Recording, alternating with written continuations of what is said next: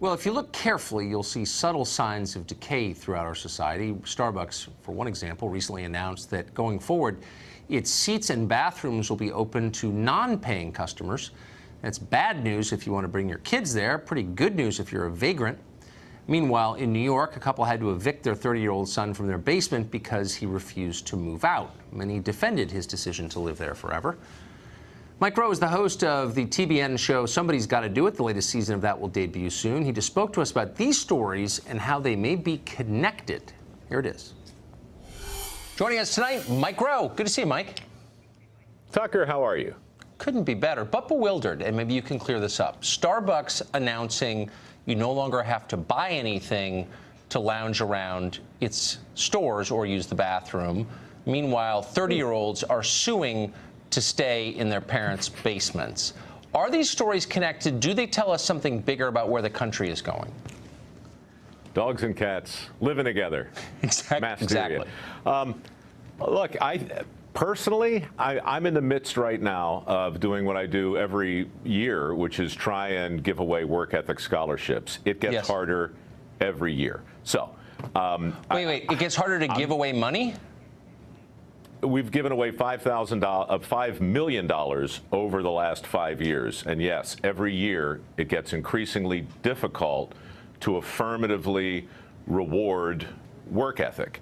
There's some things my scholarship requires you to do that other scholarships don't. You have to write essays and make videos and sign a sweat pledge. And when people are often confronted with these hoops through which I ask them to leap, they take what you call umbrage at that, and I find it fascinating. It doesn't bother me so much because I understand that a valuable thing is almost always a thing that's in demand, and work ethic is very much in demand. But to answer your question, why is it harder to find it? I think that probably does have something to do with the expectations that have evolved out of the safe space movement, which you've done a lot to talk about on your program, and I'm starting to think that maybe there is a link between the expectations a patron might have in a Starbucks vis-a-vis the expectations a squatter who just happens to be genetically tied to you might have vis-a-vis the basement in which he currently dwells, et cetera, et cetera. You know, I mean, of all the divides in the country, I think you could probably make a pretty interesting case that there's a fissure running through the expectation of what happens when we elevate safety and feelings to a level of primacy. I think it creates a real disconnect that people are struggling to parse. Well, wait a second. Are you saying that safety isn't the most important thing ever? I'm saying that everybody wants to go home safe at the end of the day. Safety always would be a delightful bromide, a wise platitude. Safety first is the stuff of idiocy. It allows us to begin to believe that somebody other than us might care more about our well-being than we do. And the minute we buy into that nonsense, then we embrace the warm grip of complacency. So no, safety is not the enemy. But if you make it the priority, then let's just wrap ourselves in bubble pack and drive at speeds approaching 5 miles an hour and never assume anything that could ever be confused with risk. That is really deep. When you say safety first, you're assuming. No, this is one of the many unarticulated assumptions that govern our society, and no one ever examines them in the light of day, and you just did. So when you say safety, explain that a little bit more. When you say safety first, you're assuming that someone out there cares more about your well-being than you do. Yeah, I'm saying that on dirty jobs, my crew and I sat through over 100 mandatory safety briefings, and through the first couple of seasons, they were very effective because we listened like this. We were very concerned. We were in a dangerous, hostile, unknown environment.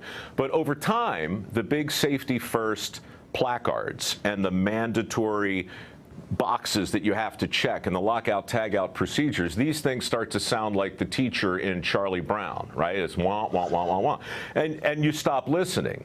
So the unintended consequence of telling you that nothing is more important than your safety is the very dynamic that leads people to walk across Fifth Avenue when the little man says walk, instead of looking both ways. Exactly. It's not a coincidence that the most dangerous intersections in the world are intersections that have signs that tell you when to walk.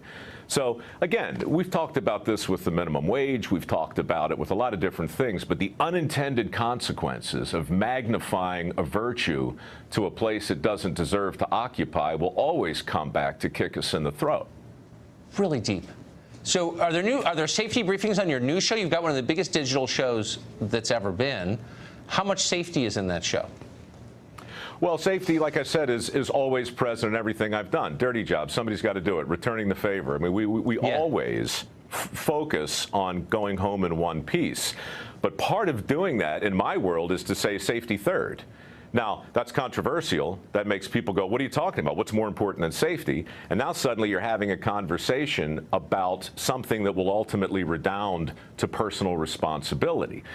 Right. Safety third is just a way of cutting through the warm milk and the soft tissue that makes everybody comfortable. And when I say everybody, I mean actuarial accountants, I mean HR, I mean insurance adjusters.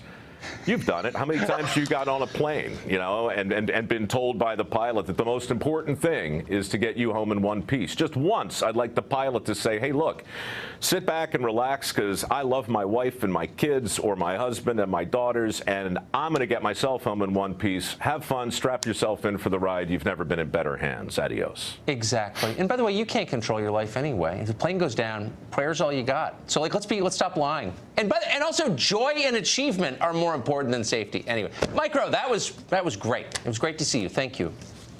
You too. Diversity, obviously our greatest strength, and like most great things, it's not free. We'll tell you what it pays at the local college near you next.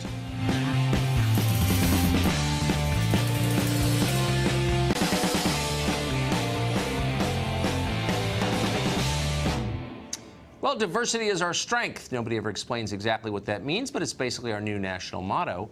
Turns out diversity is also lucrative on college campuses. Who knew? Mark Perry at the American Enterprise Institute tallied the total payroll of diversity-related positions at the University of Michigan. That's just one public university among hundreds in this country. Overall, Michigan employs an army of 88 people as diversity and inclusion bureaucrats of various kinds. 24 of them make more than $100,000 a year. Collectively, these 88 make about $11 million a year in salary and benefits. That's enough to fund in-state tuition for 742 students per year at a single school. So it turns out that principal is making a lot of money for a small group of people. Surprised? That's about it for us tonight. Tune in every night at 8 to the show that's the sworn enemy of lying, pomposity, smugness, and groupthink. That's it for us from Washington. Janine Pirro, the great judge, sitting in for Sean Hannity from New York. Hey, Judge. I love the way you sign off, the sworn enemy of pomposity and all that. Have you ever met anyone by the name of Pomposity? No, but if I do, they're in trouble. I'm with you.